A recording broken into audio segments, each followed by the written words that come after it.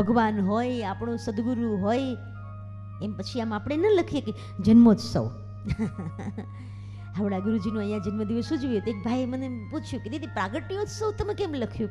મેં કીધું દરેક શિષ્યના માટે એનો સદગુરુ પ્રગટ જ થતો હોય છે.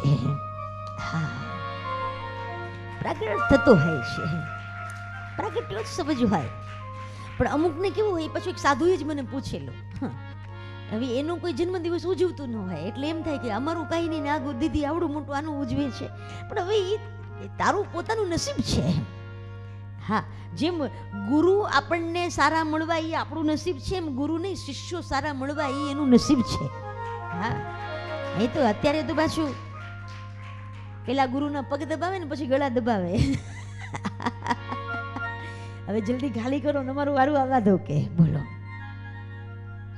એટલે સારા શિષ્ય મળવા એ દુર્લભ છે.